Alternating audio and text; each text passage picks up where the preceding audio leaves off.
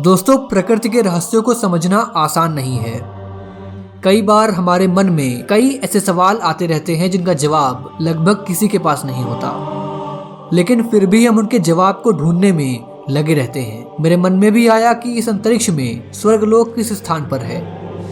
हम कोई भी धार्मिक टीवी शो देखते हैं या फिर धर्म से जुड़ी कोई भी बात पढ़ते हैं तो उन सभी से यही पता चलता है कि इस ब्रह्मांड में कहीं स्वर्गलोक मौजूद है, जहां इंसान मृत्यु के बाद ही जा सकता है।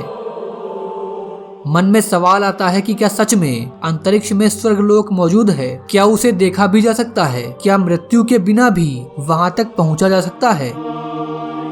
आज तो विज्ञान ने इतनी उन्नति कर ली है, तो क्या कोई ऐसी टेक्नोलॉजी विकसित की जा सकती है कि जिससे इन लोकों तक पहुंचा जा सकता हो?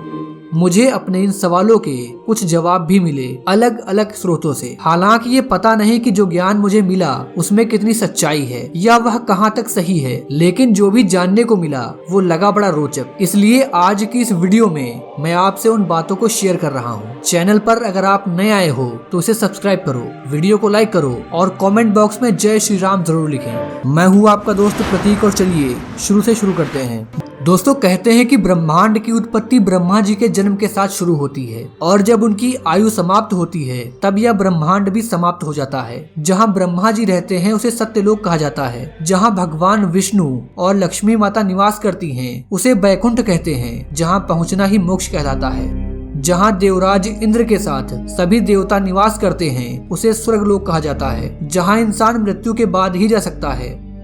सभी लोग इसी अंतरिक्ष में मौजूद हैं, लेकिन उन्हें देखा नहीं जा सकता। या ये भी कह सकते हैं कि ये सभी लोग पृथ्वी से इतनी दूरी पर मौजूद हैं कि वहां तक पहुंचना संभव ही नहीं है। दोस्तों, पृथ्वी से इन सभी लोगों तक की दूरी का जो अंदाजा लगाया गया है उसके मुताबिक अगर आज की टेक्नोलॉजी के हिसाब से हम बैकुंठ तक जाने की कोशिश करेंगे तो तकरीबन 12 लाख से 14 लाख सालों तक का समय लग जाएगा। यानी आज की टेक्नोलॉजी के हिसाब से हम इन लोगों तक पहुंच ही नहीं सकते। तो आइए जरा मैं आपको इन सब के बारे में थोड़ा विस्तार से बताता हूँ। दोस्तों, भगवत पुराण के अनुसार बैकुंठ का स्थान ध्रुव तारे की ओर है। ध्रुव तारे को पोल स्टार कहा जाता है क्योंकि पृथ्वी के हर एक स्थान से यह तारा उत्तर की दिशा में नजर आता है। पृथ्वी की ध्रुव तारे से दूरी है करीब 434 प्रकाश वर्ष, यानी कि इतने किलोमीटर्स। ध्रुव लोक से करीब 1 करोड़ योजन की दूरी पर महरलोक है, जो स्वर्ग लोक का ही एक भाग है। कहा जाता है कि इस लोक का वातावरण बेहद खुशनुमा और खूबसूरत है। पुराणों के अनुसार जो लोग जीवन भर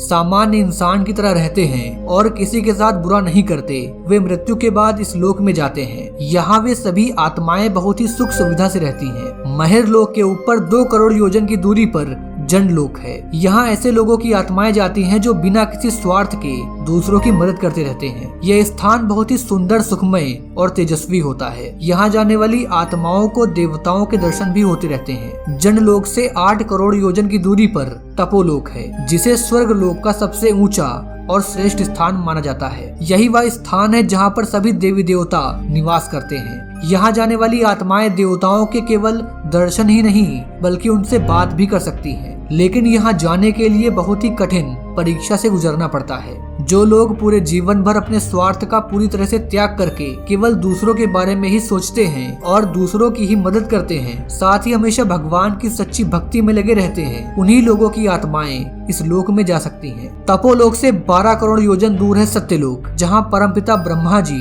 और माता सरस्वती रहती हैं। कहते हैं कि यहाँ पर आत्माएं नहीं जाती, और अगर जाती भी हैं तो केवल वही आत्माएं जा पाती हैं जो कई जन्मों से पुण्य कर्म करती चली आ रही हैं, जो स्वर्ग लोक पहुंचकर भी अपने सद्कर्मों और भगवान की शक्ति को नहीं छोड़ते। केवल उन्हें ही यहाँ पर जाने का सौभाग्य मिलता है। सत्यलोक से 2 करोड़ 62 लाख योजन दूरी पर है बैकुंठ लोक। यहाँ निवास करते हैं भगवान विष्णु और माता लक्ष्मी। बैकुंठ तक जाने को ही मोक्ष कहा जाता है। यहाँ जैसी सुख सुविधा और कहीं नहीं। इसलिए लगभग हर इंसान का अंतिम लक्ष्य मोक्ष को प्राप्त करना होता है, क्योंकि यहाँ जाने के बाद जन्म मरण के बंधन से मुक्ति मिल जाती है। इसलिए बैकुंठ को ब्रह्मांड का अंत भी कहा जाता है। हालांकि पुराणों के अनुसार बैकुंठ से ऊपर भी एक लोक है जिसे गोलोक कहा जाता है, जहाँ भगवान श्री कृष्ण और राधा जी निवास करते हैं। अब अगर सभी दूरियों को मिला दिया जाए और 1 योजन बराबर 12 किलोमीटर माने तो पृथ्वी से बैकुंठ तक की दूरी लगभग इतनी होगी, यानी कि 4 पदम 10 नील और 40 खरब किलोमीटर से भी ज्यादा। दोस्तों फिलहाल आज हम अंतरिक्ष में 28,000 किलोमीटर प्रति घंटे की रफ्तार से